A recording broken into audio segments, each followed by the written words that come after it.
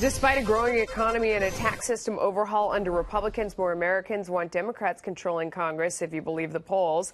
50% are in favor of Democrats, 40% for Republicans. This is according to the Wall Street Journal NBC News poll. Here now to react, Dan Henniger from the Wall Street Journal. He is also a Fox News contributor. What do you think of these polls? You believe in polls?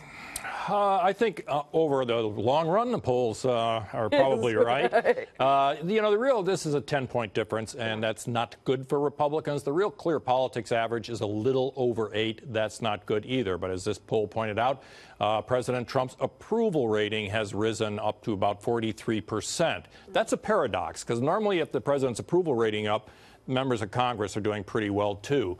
I think Trump's approval is almost directly a function of the strong economy. That's what people are reacting to.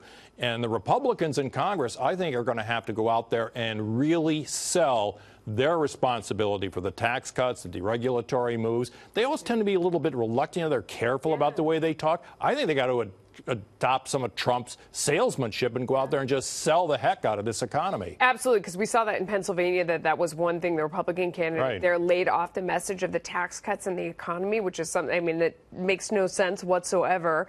One thing that is not good is when you go out and demean and trash talk the voters, as we know Hillary Clinton did recently. In fact, Dick Durbin out saying it's not helpful. In fact, my friend Hillary Clinton is wrong.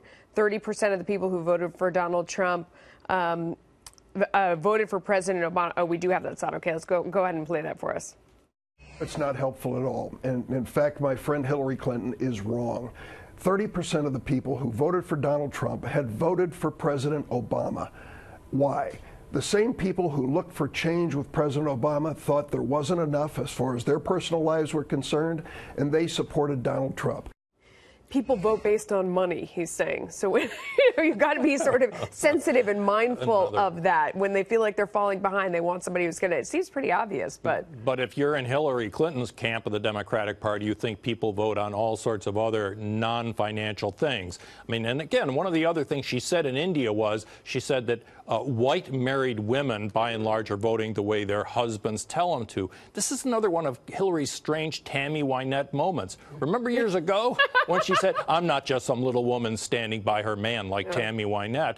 And then in trying to explain what she was saying here, she said, well, I was a lot more popular when I was working for a man, presumably this was her husband, Bill Clinton, than I was when I was on my own. Hillary has so marinated in identity politics, class, gender, and race, that she actually believes this sorts of thing now. And Dick Durbin's trying to say, we can't get elected running on all of that social identity stuff. We have got to get back to bread and butter issues. And that's the real tension inside the Democratic Party right now. Economic populism versus Hillary-type identity politics. But so if you synthesize together everything that we just said in this segment, it's like the people who ignore the obvious financial issue right in front of them aren't winning.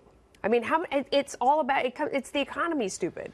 I mean, how many times do we have to learn this lesson? Melissa, that's exactly right. It's not just the economy or growth. It's about jobs, employment, having a job that you can go to every day, support your family, and that's what I think is what most people see as the purpose of their lives and of their relatives, their neighbors, and so forth, which really wasn't happening during the Obama years. Remember, employment was kind of suppressed, growth was suppressed, people were unhappy. And I think Democrats like Dick Durbin are realizing that that's what got Donald Trump elected, that disaffection about the economy during the Obama years, and they don't want to go to that well again with a Hillary Clinton-type candidate. It's not clear, though, that the progressives in the Democratic Party are going to allow people like Dick Durbin to get away with just running on the economy. They've got a lot of other things on their minds. And it's not clear that Republicans are smart enough to do it either. I mean, they didn't see the wave coming.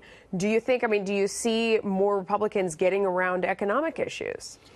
It's a matter of these individual candidates out there in the House elections. You just mentioned Pittsburgh. They just have to be more forthright in attaching themselves to the extraordinary things going on in the economy right now. The proviso, as Art Laffer might say, is that the tariffs do not kick in and start causing unemployment instead of the steel-using companies. We're seeing a little bit of that lately. Some of these companies being to lay people off.